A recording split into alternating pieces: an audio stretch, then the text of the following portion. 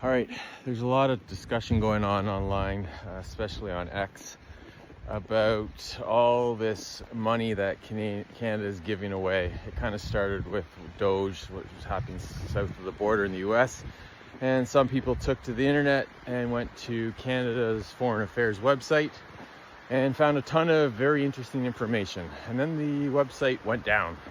I'm not sure if it's back up, but a lot of people scraped the website, and so all the information is still available. And it's quite shocking, actually. For those of you that aren't aware, Canada gives about $5 to $10 billion away in foreign initiatives, foreign aid. And I think it's got a lot of people quite riled up. Some of those initiatives are kind of questionable. Some of them are, I guess you say arguably fair. But regardless, here's my opinion on it. Canada doesn't have the money to be giving away. It's kind of like Canada's using someone else's credit card to make charitable donations, if you think about it. And it's our future generation's credit cards, our kids and our grandkids, which is not right, in my opinion. If we had a surplus of wealth and money, sure, we should be giving some of that away and be charitable with it.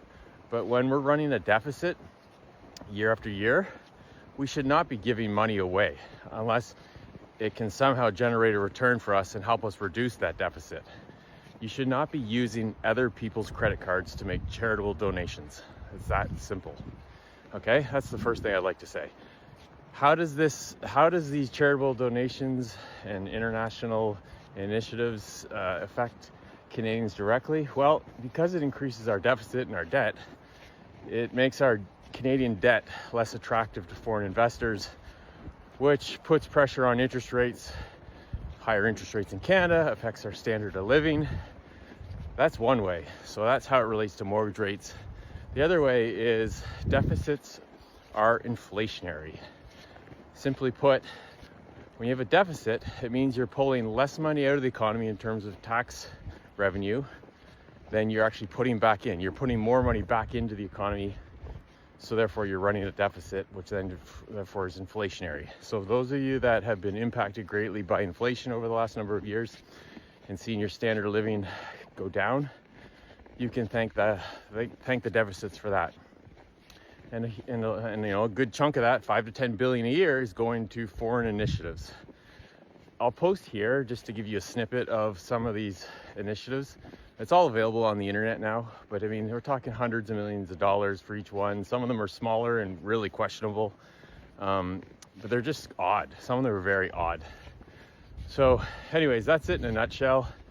Canada, like the US, is giving hundreds of millions of dollars away per initiative, billions of dollars a year to questionable initiatives around the world.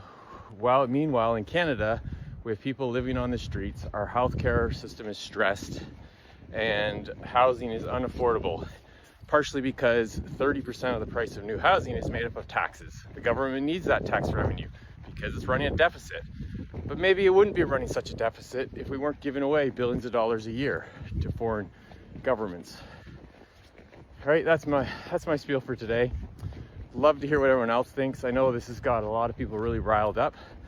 And again, I'm all for charitable giving if you have the money to give away, not when you're using someone else's credit card, especially our kids and grandkids' credit cards. Take care.